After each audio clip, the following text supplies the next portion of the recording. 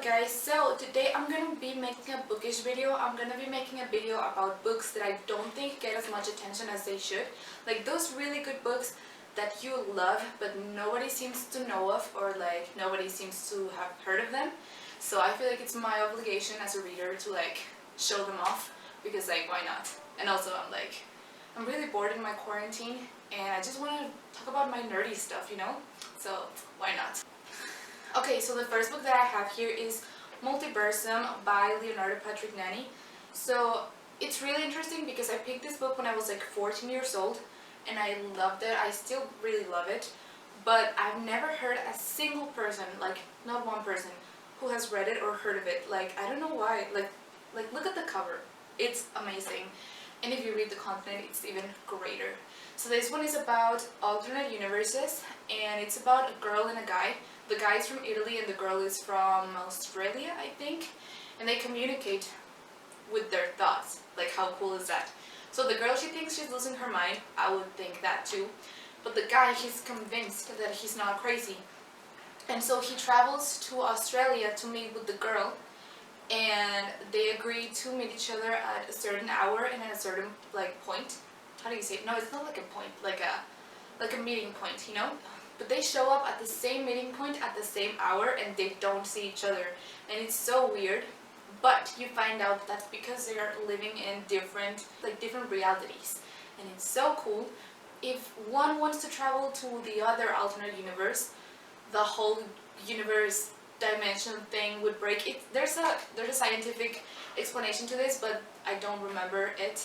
I just remember that it would be chaos. Like if you want to travel to another dimension, it would be chaos and kind of like the end of the world. So this book deals with that, and it's so cool, so intense. I really enjoyed it, and I really recommend it. Like just read it. I don't know what to say. Just like read it. Go read it, and you're gonna love it. I assure you that. Okay, so next book is a Stephen King book. So obviously it does have attention, but not as much attention as like his other works, like The Shining, Mystery, you know, his really famous ones. So this one is Bag of Bones by Stephen King, and it's about this writer, Mike Noonan, and his wife passed away like 6 years ago, I think, and he starts to unravel things about her death, and he finds out like what she was doing before she died. And he had no idea of any of these like discoveries, and he starts to see like, well, what was she doing? Why did she die? Like what was going on with her life? But at the same time, he thinks that the ghost of his wife is roaming around in the house, and it's so creepy, so cool. And also at the same time, he meets this 20-year-old girl who has a little baby. She's a widow, and her evil father-in-law is trying to take the baby away from her. And when Mike meets her, he's rich, so he helps her, like he hires her a lawyer. But because they start like, you know, getting to know each other a lot, they kind of fall in love, and so there's also that. It's so cool. I don't even know how to explain like the feeling that this book gave me, but I can tell you that it reads really quick. Like it's a thick book. It's like 800 pages, I think. But it doesn't feel like it. It feels like a really quick, short book, so you're gonna love it. Okay, then I have The Falconer by Elizabeth May. So this one is about a world where fairies exist, but they're not like the Tinkerbell-ish kind of fairies. They're like bloodthirsty, murderous / creepy fairies that you wouldn't want to meet in this world. It's like, no.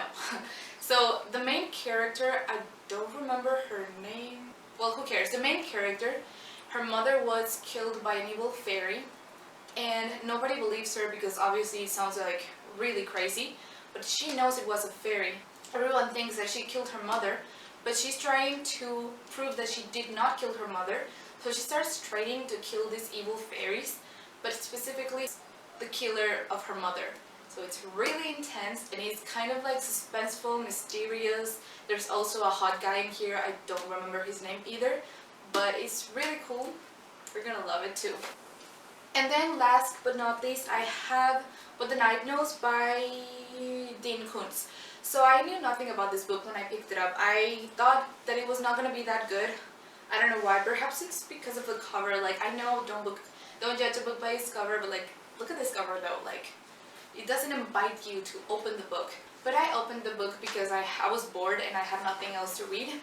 And oh my god, I do not regret that decision because it was amazing. So this book is about a guy, he's a detective, and his family got killed when he was like 14 years old. So he's obviously traumatized by this event. But the interesting here is that there is a serial killer going on, like serial killings going on. And it's really interesting because they have a lot of similarities. You know, the new killer with his family's killer.